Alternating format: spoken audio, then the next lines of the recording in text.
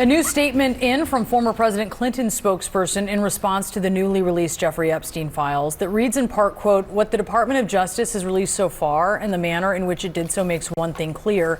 Someone or something is being protected. We do not know whom, what, or why, but we know this. We need no such protection."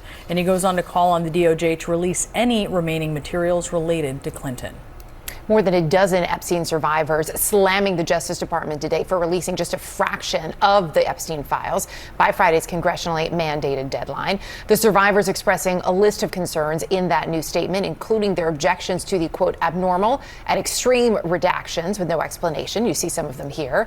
They also note that victims' identities were left unredacted, which in their words caused real and immediate harm, pointing out financial documents were absent, and also that they found it, quote, difficult or impossible to search for information about their own cases. Adding to all of that, more than a dozen files released by the DOJ on Friday were no longer available Saturday afternoon, including this one that showed a photo of President Trump in a desk drawer among several other photographs. The Justice Department says it was removed while it reviewed whether more was needed to be done to be redacted to protect victims, and that it has been restored to the online database. President Trump has not been accused of any wrongdoing or charged with any crimes in connection with Epstein. We're joined by Adam Horowitz. He represents 8 Epstein accusers who had civil lawsuits over claims of sexual abuse. Adam, what's your initial reaction to the documents that we've seen so far? Yeah, so from the perspective of many victims, the rollout of the Epstein file has been an absolute disaster. And from my perspective, I think we have 3 problems. First of all, we have the late delivery of the documents. Second, we have the over-redaction in certain areas. And finally, we have the under-redaction in other areas. So we have victims' names being exposed. We have documents that should have been produced, not being produced. And then we have a late delivery. We still don't have the complete file. I'm also curious, and we've been asking a number of survivors this question, about any sort of communication from the Justice Department ahead of this release. There was, of course, that letter to Congress, but so far, everyone I think that we have spoken with has said they didn't know at all what was going to be released. Is that consistent for your clients? Yeah, so on Thursday, the day before the document production was due, I received a letter from the Department of Justice alerting me that the document production would be forthcoming and asking me for the first time for the names of my clients who wish to have their identities redacted. We promptly replied, but it's startling that they didn't already have these names. These are victims who have come forward to law enforcement, in some cases decades ago, many of them at least 15 years ago. And so their names were known to the Department of Justice for a long time. So it was a bit shocking that they were first asking for the first time for the names of our clients.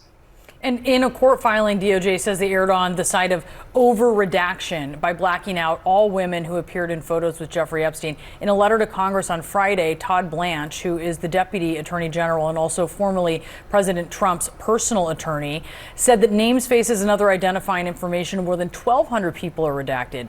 Does what Blanche and DOJ are saying comport with the experience of you and your clients as you're going through the files?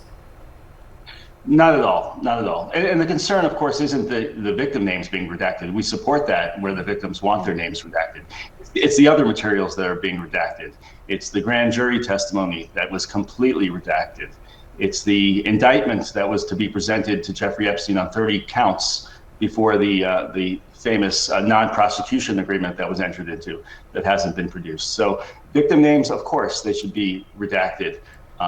It's the other materials that were over-redacted that we have a concern about. Transparency matters, but partial disclosure without accountability only re-traumatizes victims. We should point out that the AG in his letter to Congress said that this shows their transparency. I'm paraphrasing here, but it did point out what they see as transparency multiple times in that letter. We were also told in that letter to Congress that the extensive review by DOJ of these Epstein-related materials, quote, did not uncover evidence that could predicate an investigation against uncharged third parties. What do you make of that assessment? Well, first of all, we don't have the complete file yet, right? The bipartisan Epstein Files Transparency Act required the Department of Justice to complete document production by Friday, December 19th. in a searchable and downloadable format. And that didn't happen. We still don't have the complete files. The law also directed clear and specific reporting to Congress about what was released, what was withheld, and why. And that didn't happen. Adam Horowitz, we really appreciate your time, and we'll continue to stay in touch to see if you learn more as well. Thank you.